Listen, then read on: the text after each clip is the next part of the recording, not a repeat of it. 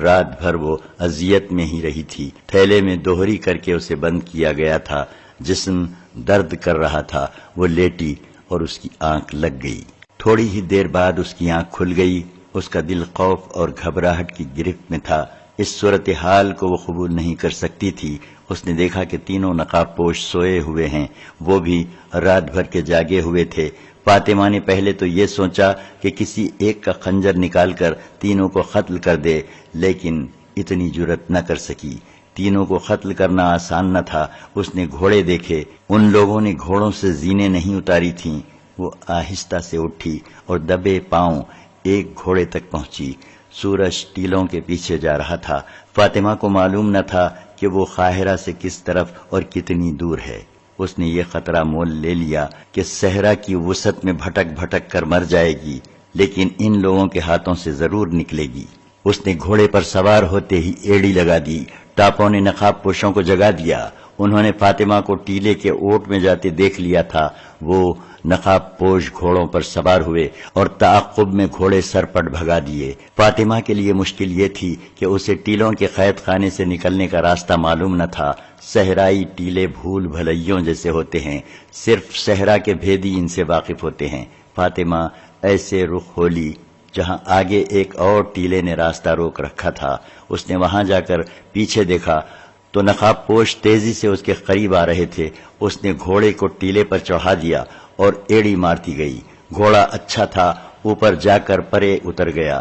وہ ایک طرف گھوڑا موڑ لے گئی، آگے راستہ مل گیا۔ نقاب پوش بھی پہنچ گئے۔ فاصلہ کم ہو رہا تھا۔ فاطمہ کو اپنی آنکھوں پر یقین نہ آیا جب اس نے اپنے سامنے سمندر کی طرح کھلا صحرا اور 4 شتر سوار اپنی سمت آتے دیکھے۔ اس نے چلانا شروع کر دیا، بچاؤ، ڈاکوؤں سے بچاؤ۔ وہ ان تک پہنچ گئی۔ اس کے پیچھے دونوں نقاب پوشوں کے گھوڑے باہر آئے۔ شتر سواروں کو دیکھ کر انہوں نے گھوڑوں کی باگیں کھینچی، گھوڑے موڑے بھی۔ شتر سواروں نے اونٹ دوڑا دیے۔ ایک نے کمان میں تیر رکھ کر چھوڑا تو تیر ایک گھوڑے کی گردن میں اتر گیا۔ گھوڑا درد سے تڑپا، اچھلا اور بے قابو ہو گیا۔ سوار کود گیا۔ شتر سواروں نے انہیں للکارا تو دوسرے نے گھوڑا روک لیا۔ انہیں معلوم تھا کہ وہ 4 شتر سوار تیر اندازوں کی زد میں ہیں۔ فاطمہ نے بتایا کہ ان کا ایک ساتھی اندر ہے۔ ان دونوں کو پکڑ لیا گیا۔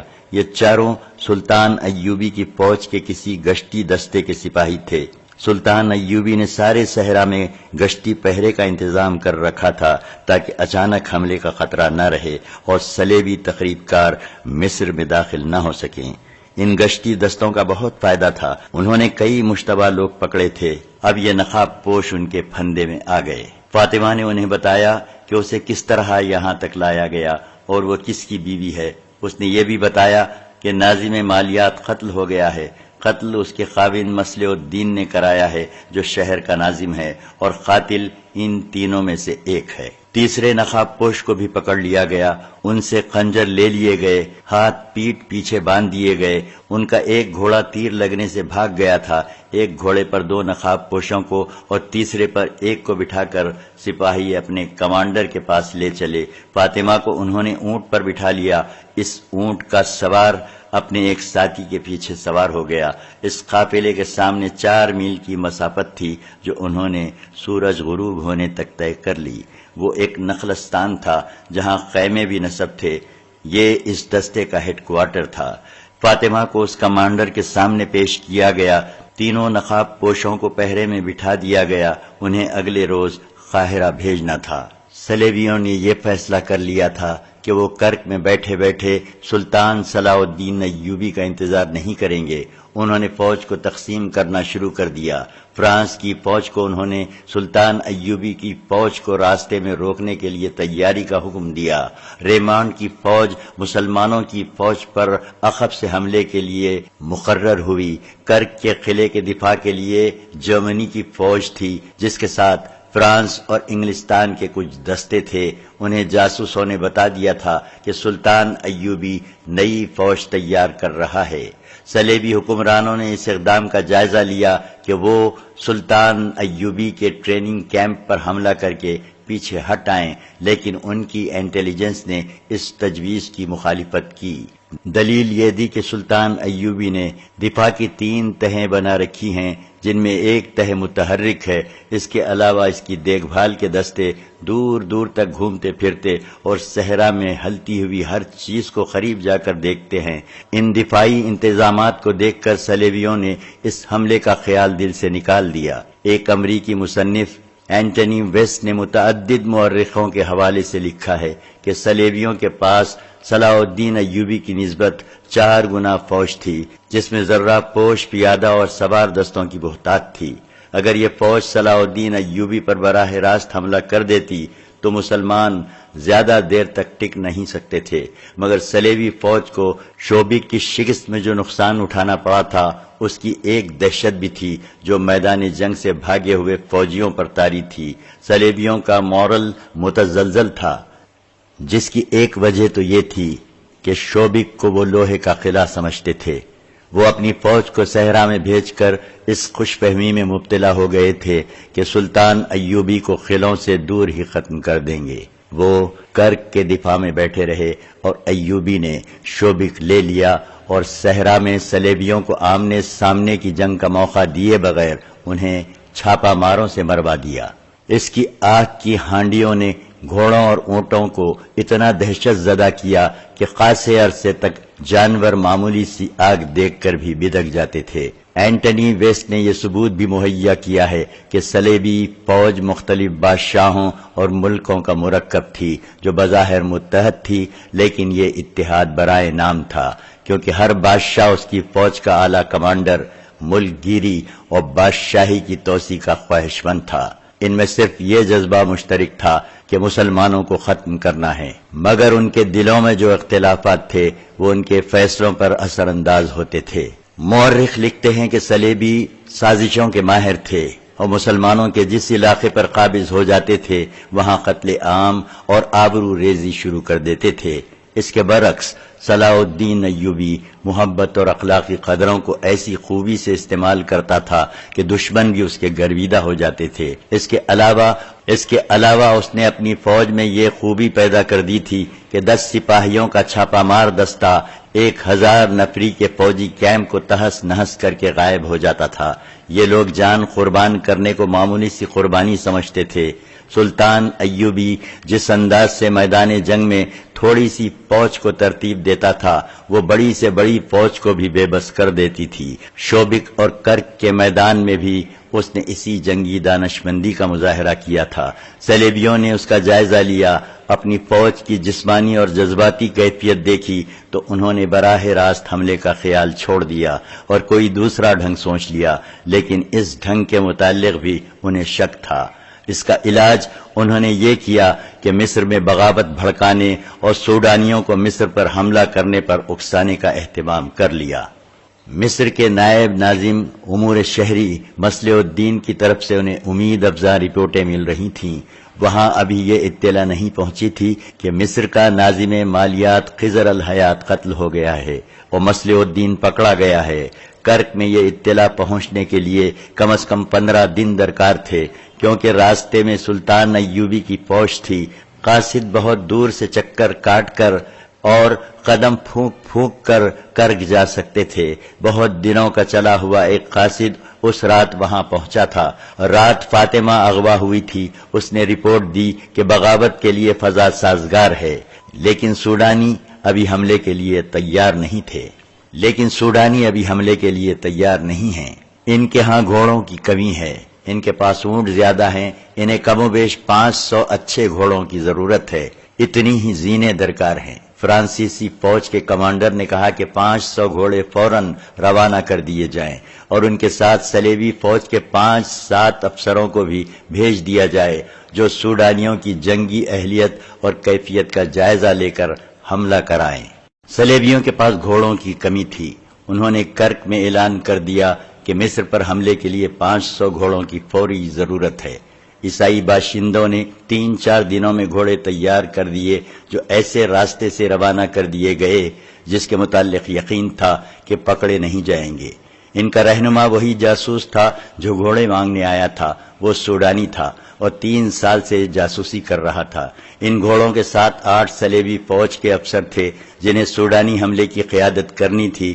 انہیں یقین دلایا گیا تھا کہ صلاح الدین ایوبی کی فوج کو یہاں سے نکلنے نہیں دیا جائے گا۔ سلطان ایوبی کو صرف یہ معلوم تھا کہ مصر کے حالات ٹھیک نہیں، لیکن اسے یہ نہیں معلوم تھا کہ حالات آتش فشاں پہاڑ بن چکے ہیں جو پھٹنے والا ہے۔ علی بن سفیان نے اسے یہ تسلی دے رکھی تھی کہ اس نے جاسوسی کا جو جال بچھایا ہے وہ خطروں سے قبل از وقت خبردار کر دے گا۔ انہیں خضر الحیات کے قتل اور مصلح الدین کی گرفتاری کا بھی علم نہیں تھا۔ غیاث بلبی کو مشورہ دیا گیا تھا کہ وہ سلطان ایوبی کو اطلاع بھجوا دے، لیکن اس نے یہ کہہ کر اس مشورے پر عمل نہیں کیا تھا کہ تفتیش مکمل کر کے اصل صورتحال سے سلطان ایوبی کو آگاہ کرے گا۔ فاطمہ کو گشتی دستے کے کمانڈر نے رات الگ خیمے میں رکھا۔ شہر کا دھندلکا ابھی صاف نہیں ہوا تھا جب اسے اور 3 نقاب پوشوں کو 8 محافظوں کے ساتھ قاہرہ کے لیے روانہ کیا گیا۔ یہ قافلہ سورج غروب ہونے کے بعد قاہرہ پہنچا اور سیدھا کوتوالی گیا۔ غیاث بلبی اس واردات کی تفتیش میں مصروف تھا۔ اس وقت وہ تہخانے میں تھا۔ اس نے مصلح الدین کے گھر کی تلاشی لی اور وہاں سے اس کی داشتہ کو برآمد کیا تھا۔ وہ اپنے آپ کو ازبک مسلمان بتاتی تھی۔ اس نے بلبی کو گمراہ کرنے کی بہت کوشش کی۔ اس کے جواب میں بلبی نے اسے اس کوٹری کی جھلک دکھائی جہاں بڑے بڑے سخت جان مرد بھی سینے کے راز اگل دیا کرتے تھے۔ لڑکی نے اعتراف کر لیا کہ وہ یروشلم سے آئی ہے اور عیسائی ہے۔ اس نے اس اعتراف کے ساتھ بلبی کو اپنے جسم اور دولت کے لالچ دینے شروع کر دیے۔ بلبی نے مصلح الدین کے گھر کی تلاشی میں جو دولت برآمد کی تھی اس نے اس کا دماغ ہلا دیا تھا۔ وہ سمجھ گیا تھا کہ مصلح الدین کیوں صلیبیوں کے جال میں پھنس گیا تھا۔ خود لڑکی اس قدر پرکشش اور چرب زبان تھی کہ اسے ٹھکرانے کے لیے پتھر دل کی ضرورت تھی۔ بلبی نے اپنا ایمان ٹھکانے رکھا۔ اس نے دیکھ لیا تھا کہ یہ تو کوئی بہت بڑی سازش ہے جس کی کڑیاں یروشلم سے جا ملتی ہیں۔ اس نے لڑکی سے کہا کہ وہ ہر ایک بات بتا دے۔ لڑکی نے جواب دیا، میں جو کچھ بتا سکتی تھی میں نے بتا دیا ہے۔ اس سے آگے کچھ بتاؤں گی تو یہ سلیب کے ساتھ دھوکہ ہوگا۔ میں اس سلیب پر ہاتھ رکھ کر حلف اٹھا چکی ہوں کہ اپنے فرض کی ادائیگی میں جان دے دوں گی۔ میرے ساتھ جو بھی سلوک کرنا چاہو کر لو، کچھ نہیں بتاؤں گی۔ اگر مجھے آزاد کر کے یروشلم یا کرک پہنچا دو گے تو منہ مانگی دولت تمہارے قدموں میں رکھ دی جائے گی۔ مصلح الدین تمہاری قید میں ہے، اس لیے پوچھ لو، وہ تمہارا بھائی ہے، شاید کچھ بتا دے۔ بلبی نے اس سے مزید کچھ بھی نہ پوچھا۔ وہ مصلح الدین کے پاس چلا گیا۔ مصلح الدین بڑی بری حالت میں تھا۔ اسے چھت کے ساتھ اس طرح لٹکایا گیا تھا کہ رسہ کلائیوں سے بندھا تھا اور اس کے پاؤں فرش سے اوپر تھے۔ بلبی نے جاتے ہی اس سے پوچھا، مصلح دوست، جو پوچھتا ہوں بتا دو، تمہاری بیوی کہاں ہے اور اسے کس نے اغوا کرایا ہے؟ اب تمہیں کچھ اور باتیں بھی بتانی پڑیں گی۔ تمہاری داشتہ اپنے آپ کو بے نقاب کر چکی ہے۔ کھول دے مجھے ذلیل انسان۔ مصلح الدین نے غصے اور درد سے دانت پیس کر کہا، امیر مصر کو آنے دے، میں تیرا یہی حشر کراؤں گا۔ اتنے میں بلبین کے ایک اہلکار نے آ کر اس کے کان میں کچھ کہا۔ حیرت سے اس کی آنکھیں ٹھہر گئیں۔ وہ دوڑتا ہوا تہہ خانے سے نکلا اور اوپر چلا گیا۔ وہاں مصلح الدین کی بیوی اور اسے اغوا کرنے والے 3 آدمی بیٹھے تھے۔ فاطمہ نے اسے بتایا کہ وہ کس طرح اغوا ہوئی اور تینوں کس طرح پکڑے گئے ہیں۔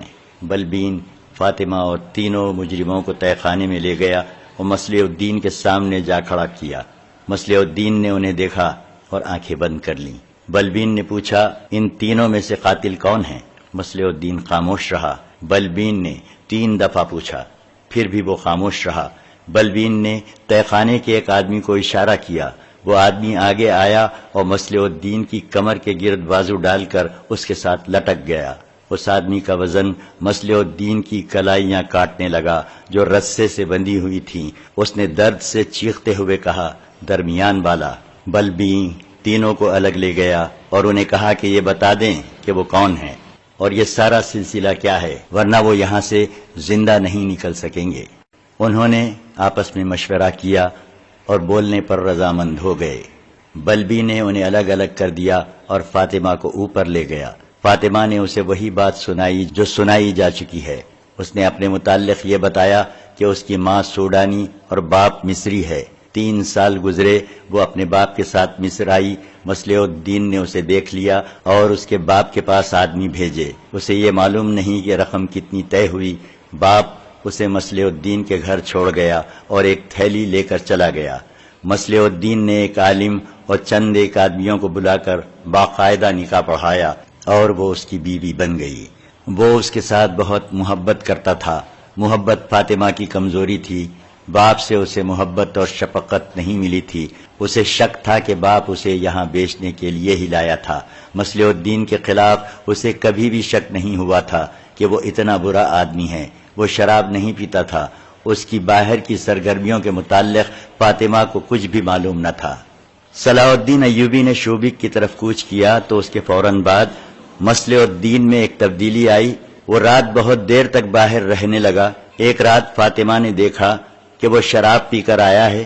فاطمہ کا باپ شرابی تھا۔ وہ شراب کی بو اور شراب کو پہچان سکتی تھی۔ اس نے مصلح الدین کی محبت کی خاطر یہ بھی برداشت کیا۔ پھر گھر میں رات کے وقت اجنبی سے آدمی آنے لگے۔ مصلح الدین نے ایک رات فاطمہ کو اشرفیوں کی 2 تھیلیاں اور سونے کے چند ایک ٹکڑے دکھا کر گھر میں رکھ لیے، اور ایک رات جب وہ شراب میں بدمست ہو کر آیا تو اس نے فاطمہ سے کہا، اگر مصر کا شمالی علاقہ جو بحیرہ روم کے ساتھ ملتا ہے مجھے مل جائے تو تم پسند کرو گی، یا سوڈان کی سرحد کے ساتھ کا علاقہ؟ تم جو پسند کرو گی اس کی تم ملکہ ہوگی اور میں بادشاہ۔ فاطمہ اتنے اونچے دماغ کی لڑکی نہیں تھی۔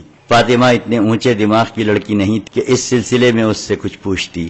وہ سمجھی کہ اس کا خاوند زیادہ شراب پی کر بہک گیا ہے۔ ہوش میں وہ ایسی باتیں نہیں کرتا تھا۔ پھر ایک روز ایک بڑی حسین لڑکی اس کے گھر لائی گئی۔ ساتھ 2 آدمی تھے۔ یہ لڑکی اس کے گھر میں ہی رہی، نکاح نہیں پڑھایا گیا۔ اس لڑکی نے فاطمہ کو دوست بنانے کی بہت کوشش کی، لیکن اسے اس لڑکی سے نفرت ہو گئی۔ اس لڑکی نے اس سے اس کا خاوند چھین لیا۔ اس کے بعد خضر الحیات کے قتل کا واقعہ ہوا۔ تینوں نقاب پوشوں نے پہلے بلبی کو غلط باتیں بتانے کی کوشش کی، لیکن بلبی انہیں راستے پر لے آیا۔ تینوں نے الگ الگ جو بیان دیے ان سے یہ انکشاف ہوا کہ تینوں حشیشین کے گروہ کے آدمی ہیں۔ انہیں صلیبیوں کی طرف سے مصلح الدین کے ساتھ لگایا گیا تھا۔ مصلح الدین کو بے شمار دولت ایک عیسائی لڑکی دی گئی تھی اور یہ وعدہ کہ صلاح الدین ایوبی کے خلاف بغاوت کامیاب کرا دے تو مصر کی سرحد کے ساتھ اسے ایک الگ ریاست بنا کر دی جائے گی، جس کی حکمرانی اس کے ہاتھ میں اور اس عیسائی لڑکی کے ہاتھ میں ہوگی۔ مصلح الدین نے اعلیٰ حکام کو اپنے ہاتھ میں لینا شروع کر دیا تھا، مگر خضر الحیات اس کے ہاتھ میں نہیں آ رہا تھا۔ مالیات اور بیت المال پر قبضہ ضروری تھا، جو خضر الحیات کی موجودگی میں ممکن نہ تھا۔ خزانے کا محافظ دستہ جابازوں کا منتخب گروہ تھا۔ مصلح الدین خضر الحیات کو قتل کروا کے اس دستے کو تبدیل کرانا چاہتا تھا۔ اس میں باغی افراد رکھنے تھے اور 2 حشیشین۔ ان تینوں کے ذمے ہر اس حاکم کا قتل تھا جس کا فیصلہ مصلح الدین کو کرنا تھا۔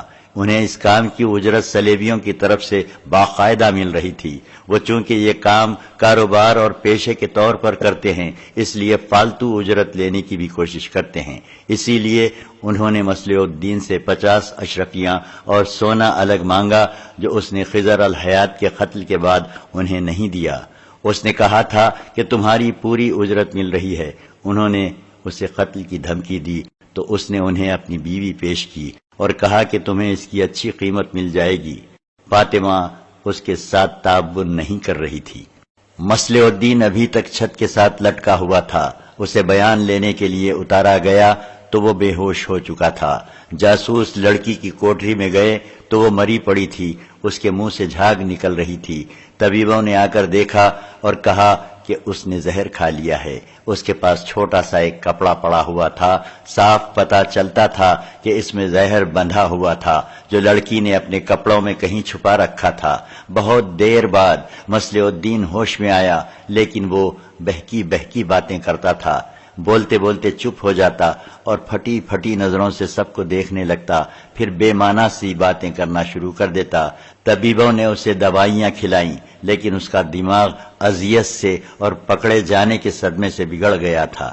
اسی رات غیاث بلبی کے پاس ایک معزز شخصیت آئی۔ اس کا نام زین الدین علی بن سنجا الوائس تھا۔ اس نے بلبین سے کہا کہ اسے پتا چلا ہے کہ کچھ جاسوس اور تخریب کار پکڑے گئے ہیں اور وہ بھی کچھ انکشاف کرنا چاہتا ہے۔ زین الدین مذہب، سیاست اور معاشرت کے میدان کا بزرگ قائد تھا۔ وہ پیر و مرشد تو نہیں تھا، لیکن بڑے بڑے حاکم بھی اس کے مرید تھے۔ چھوٹے سے چھوٹا آدمی بھی اسے پیروں کی طرح مانتا تھا۔ اسے حاکموں اور معاشرت میں اونچی حیثیت کے 2-4 افراد سے پتا چلا تھا کہ سلطان ایوبی اور اس کی فوج کی غیر حاضری سے دشمن فائدہ اٹھا رہا ہے اور ایسی چابک دستی سے سازش اور بغاوت کا زہر پھیلا رہا ہے کہ کسی کو پکڑنا آسان نہیں۔ زین الدین نے غیاث بلبیں اور علی بن سفیان کے نائب حسن بن عبداللہ کو بتانے کی بجائے اپنے طور پر اس تخریب کاری کی جاسوسی شروع کر دی تھی۔ فوج کے چھوٹے بڑے افسر بھی اس کی محفل میں آتے تھے۔ اس نے ان سب سے بہت سی باتیں معلوم کر لی تھیں اور متعدد ذمہ دار افراد کے نام اور ان کی سرگرمیاں بھی معلوم کر لی تھیں۔ اس نے دراصل ذاتی طور پر تخریب کاروں کے خلاف اپنا ایک گروہ تیار کر لیا تھا جس نے نہایت نازک راز حاصل کر لیے تھے۔ ایک مصری واقعہ نگار محمد فرید ابو حدید نے اپنی تصنیف سلطان صلاح الدین ایوبی میں سازش اور بغاوت کے انکشاف کا صحرا زین الدین علی کے سر باندھا ہے اور 3-4 مورخین کے حوالے دیے ہیں، لیکن اس دور کی جو تحریریں محفوظ ہیں ان سے پتہ چلتا ہے کہ محکمہ مالیات کے ناظم کے قتل سے صلیبیوں کی یہ سازش بے نقاب ہوئی تھی، جس کے اعلی کار وہ مسلمان تھے جن پر سلطان ایوبی کو اعتماد تھا۔ بہرحال اس بزرگ شخصیت کی ذاتی کاوش اور اس کا جو حاصل تھا وہ قومی سطح کا ایسا کارنامہ تھا جسے مورخین نے بجا طور پر خراج تحسین پیش کیا ہے۔ اس نے بلبین سے کہا کہ وہ ابھی کچھ دن اور اپنی جاسوسی جاری رکھنا چاہتا تھا تاکہ ہر ایک سازشی کی نشاندہی ہو جائے، لیکن ان تخریب کاروں کی گرفتاری کی خبر شہر میں مشہور ہو گئی، جس سے ان کے ساتھی روپوش ہو جائیں گے۔ اس نے نام اور پتے وغیرہ بتا دیے، اپنے آدمی بھی بلبین کے حوالے کر دیے۔ حسن بن عبداللہ کو بلا لیا گیا۔ حسن اور بلبین نے فیصلہ کیا کہ سلطان ایوبی کو فوری طور پر اطلاع دے دی جائے۔ اس کے لیے زین الدین کو ہی منتخب کیا گیا اور اسی روز اسے 12 سواروں کے محافظ دستے کے ساتھ شوبک روانہ کر دیا گیا۔ تیسری شام یہ قافلہ شوبک پہنچ گیا۔ سلطان ایوبی نے جب زین الدین کو دیکھا تو حیران بھی ہوا اور خوش بھی۔ اس شخصیت سے واقف تھا، بغلگیر ہو کر ملا۔ زین الدین نے کہا، میں کوئی اچھی خبر نہیں لایا۔ ناظم مالیات خضر الحیات قتل ہو چکا ہے اور اس کا قاتل آپ کا نائب ناظم مصلح الدین کوتوالی میں پاگل ہو گیا ہے۔ سلطان کا رنگ پیلا پڑ گیا۔ زین الدین نے اسے تسلی دی اور تفصیلات سنا دیں۔ اس فوج کے متعلق جو مصر میں تھی اس نے بتایا کہ اس میں بے اطمینانی پھیلا دی گئی ہے۔ اس قسم کی افواہیں پھیلائی گئی ہیں کہ شوبک کو سر کرنے والی فوج کو سونے چاندی سے مالا مال کر دیا ہے اور اسے عیسائی لڑکیاں بھی دی گئی ہیں۔ مصر والی فوج میں یہ دہشت بھی پیدا کر دی گئی ہے کہ سوڈانیوں کا بہت بڑا لشکر مصر پر حملہ کرنے والا ہے، جسے مصر کی یہ تھوڑی سی فوج روک نہیں سکے گی۔ اس فوج کے ہر ایک سپاہی کو قتل کر دیا جائے گا اور صلاح الدین ایوبی چاہتا ہی یہی ہے کہ یہ فوج قتل ہو جائے۔ اس کے علاوہ یہ افواہیں بھی پھیلائی گئی ہے کہ سلطان ایوبی محاذ پر شدید زخمی ہو گیا ہے، شاید زندہ نہیں رہے گا۔ اس کے کمانڈر وہاں منمانی کر رہے ہیں۔ زین الدین نے بتایا کہ سلطان ایوبی کے زخمی ہونے کی خبر پر یقین کر لیا گیا ہے، اسی لیے مصلح الدین جیسے حاکم مصر کو صلیبیوں کی مدد سے چھوٹے چھوٹے ٹکڑوں میں تقسیم کرنے اور اپنی اپنی خود مختار ریاستوں کے قیام کے انتظامات کر رہے ہیں۔ سلطان ایوبی نے وقت ضائع کیے بغیر برق رفتار قاصد بلا لیا اور نور الدین زنگی کے نام ایک پیغام میں مصر کی یہ سارے حالات لکھے اور اس نے فوجی مدد مانگی۔ اس نے لکھا کہ میں یہاں رہتا ہوں تو مصر ہاتھ سے جاتا ہے، چلا جاتا ہوں تو شوبک کی فتح شکست میں بدل جائے گی، لیا ہوا علاقہ کسی قیمت پر واپس نہیں دیا جائے گا۔ میں بھی فیصلہ نہیں کر سکا کہ یہاں رہوں یا مصر چلا جاؤں۔ اس نے قاصد سے کہا کہ وہ دن اور رات گھوڑا بھگاتا رہے، گھوڑا تھک جائے تو جو کوئی سوار سامنے آئے اس سے گھوڑا بدل لے، کوئی انکار کرے تو اسے قتل کر دے۔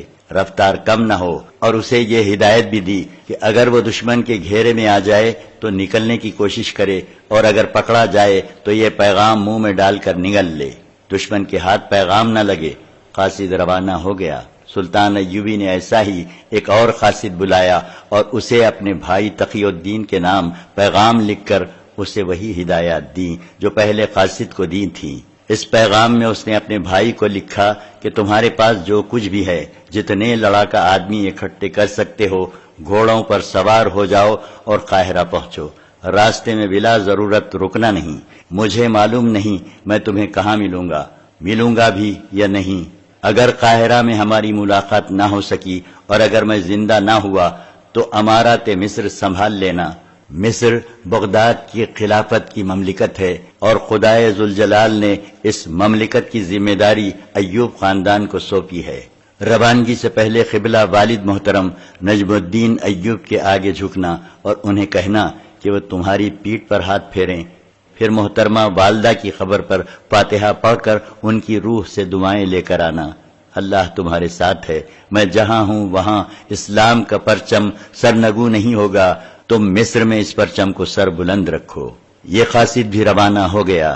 ان دونوں میں سے جو قاصد نور الدین زنگی کے پاس پہنچا اس کی جسمانی حالت یہ تھی کہ اس کا بایاں بازو تلواروں کے زخموں سے خیمہ بنا ہوا تھا اور اس کی پیٹھ میں ایک تیر اترا ہوا تھا۔ وہ زنگی کے قدموں میں گرا، اتنا ہی کہہ سکا کہ راستے میں دشمن مل گیا تھا، اس حال میں پیغام لے کے نکلا ہوں۔ اس نے پیغام زنگی کے ہاتھوں میں دیا اور شہید ہو گیا۔ نور الدین زنگی کی فوج جب شوبک کے قریب پہنچی تو قلعے اور شہر میں اعلان ہو گیا کہ صلیبیوں کا بہت بڑا حملہ آ رہا ہے، گرد آسمان تک جا رہی ہے، پتہ نہیں چلتا کہ گرد میں کیا ہے۔ امکان یہی تھا کہ یہ صلیبی فوج ہے۔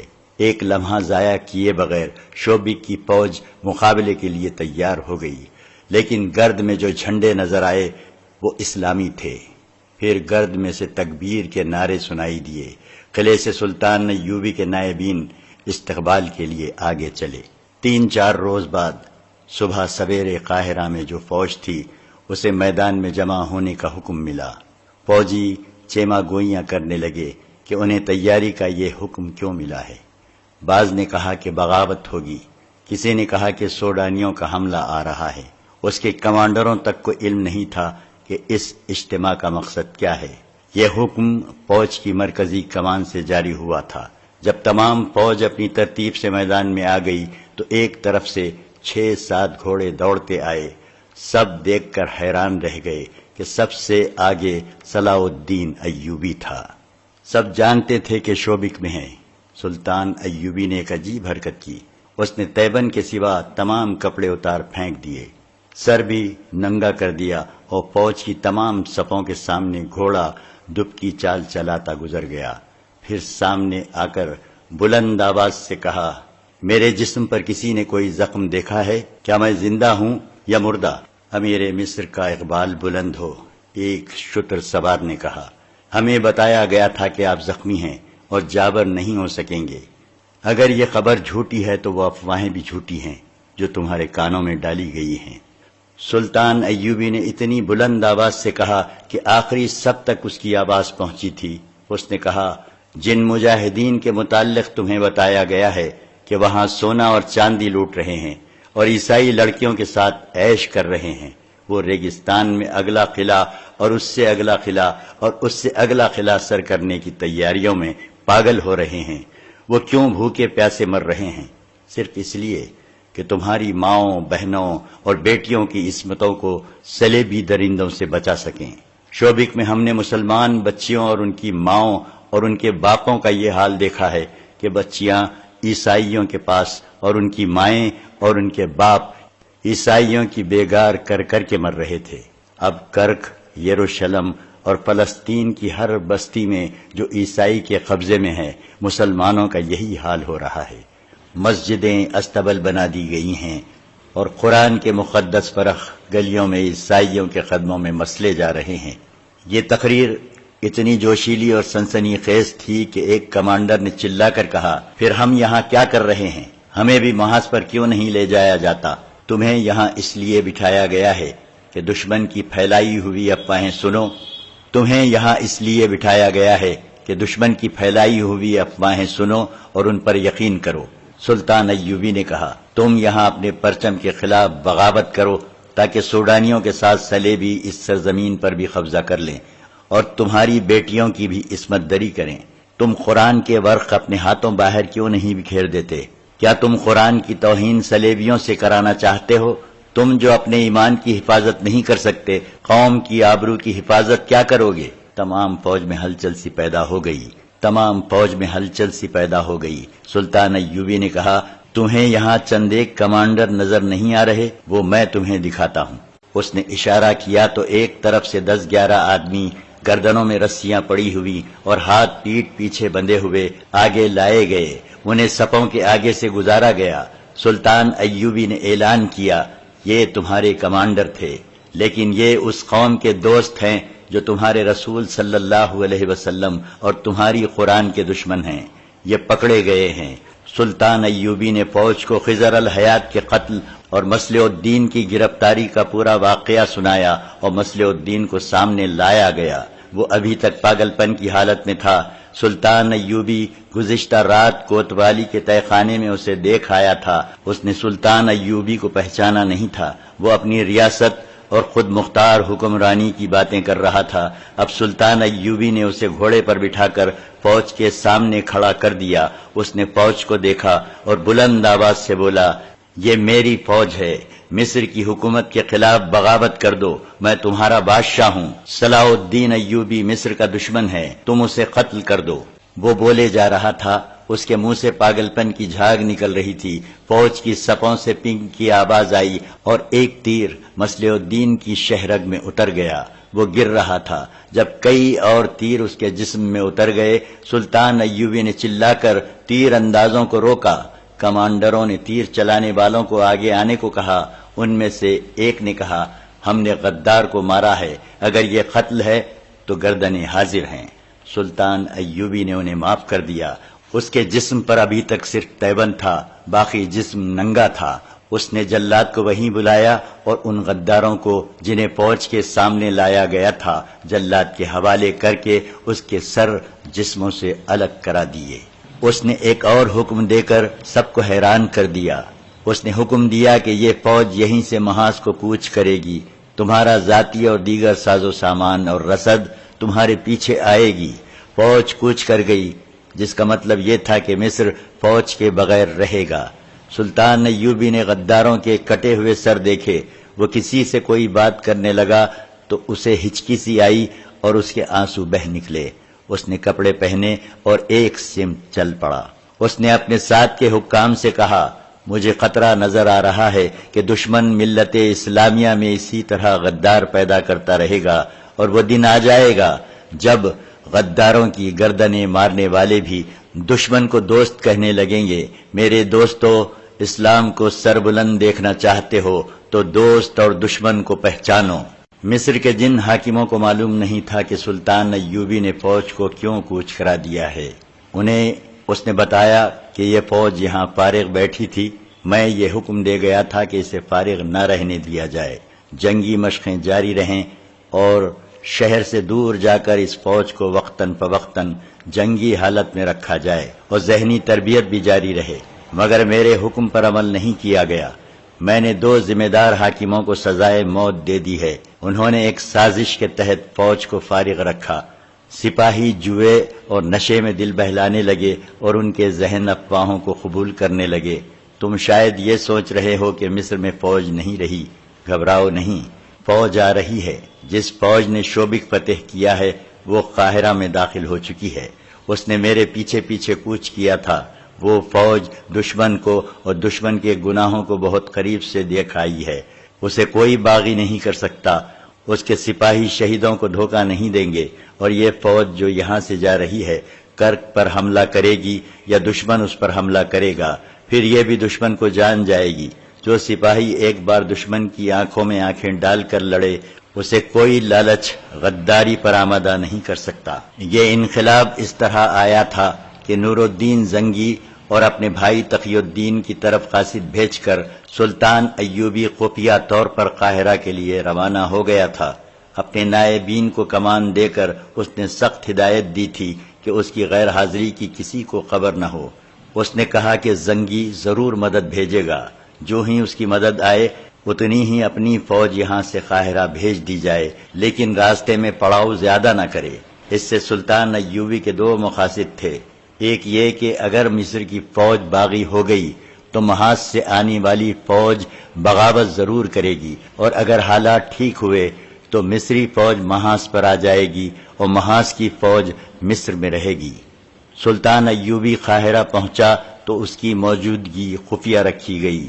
رات ہی رات اس نے زین الدین کی نشاندہی کے مطابق تمام غداروں کو سوتے میں پکڑوا دیا، کئی اور جگہوں پر چھاپے مروائے۔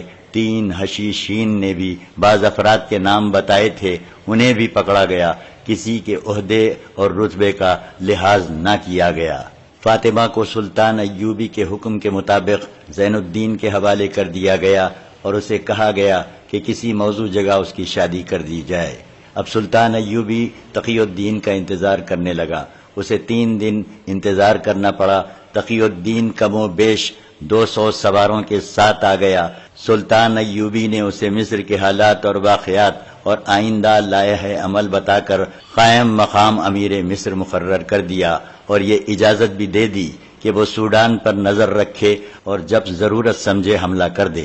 یہ ہدایات اور احکام دے کر سلطان ایوبی شوبک کو روانہ ہونے لگا تو علی بن سفیان جو اس کے ساتھ آیا تھا بولا، کرک کے صلیبیوں نے آپ کے لیے ایک تحفہ بھیجا ہے، اگر کچھ دیر اور انتظار کریں تو تحفہ دیکھتے جائیں۔ علی بن سفیان سلطان ایوبی کو حیرت میں چھوڑ کر باہر نکل گیا۔ اس نے سلطان ایوبی کو باہر چلنے کو کہا۔ سلطان ایوبی گھوڑے پر سوار ہو کر علی بن سفیان کے ساتھ چلا گیا۔ تھوڑی ہی دور میدان میں 500 گھوڑے کھڑے تھے، ہر گھوڑے پر زین تھی۔ ان گھوڑوں سے ذرا پرے 7-8 صلیبی رسیوں سے بندھے ہوئے کھڑے تھے اور اپنی فوج کا ایک سرحدی دستہ بھی مستعد کھڑا تھا۔ سلطان ایوبی نے پوچھا کہ یہ گھوڑے کہاں سے آئے ہیں؟ علی بن سفیان نے ایک آدمی کو بلا کر سلطان کے سامنے کھڑا کر دیا اور کہا، یہ میرا جاسوس ہے، یہ 3 سال سے صلیبیوں کے لیے جاسوسی کر رہا ہے، یہ صلیبیوں اور سوڈانیوں کے درمیان رابطے کا کام کرتا ہے، وہ اسے اپنا جاسوس سمجھتے ہیں لیکن یہ میرا جاسوس ہے۔ یہ کر گیا تھا اور صلیبی بادشاہوں کو سوڈانیوں کا پیغام دیا تھا، انہیں 500 گھوڑے اور زینوں کی ضرورت ہے۔ انہوں نے گھوڑے دے کر اپنے یہ فوجی افسر بھی بھیج دیے۔ یہ اس سوڈانی فوج کی قیادت کرنے جا رہے تھے جسے مصر پر حملے کے لیے تیار کیا جا رہا ہے۔ میرا شیر انہیں شمال کی طرف سے گھما پھرا کر ایک پھندے میں لے آیا اور اپنے اس سرحدی دستے کو بلا لیا، اپنی شناخت بتائی اور یہ دستہ 500 گھوڑوں اور ان صلیبی فوجی افسروں کو قاہرہ ہانک لایا۔ صلیبی افسروں کو معلومات حاصل کرنے کے لیے علی بن سفیان نے اپنے نائب حسن بن عبداللہ کے حوالے کر دیا اور خود سلطان کے ساتھ شوبک کو روانہ ہو گیا۔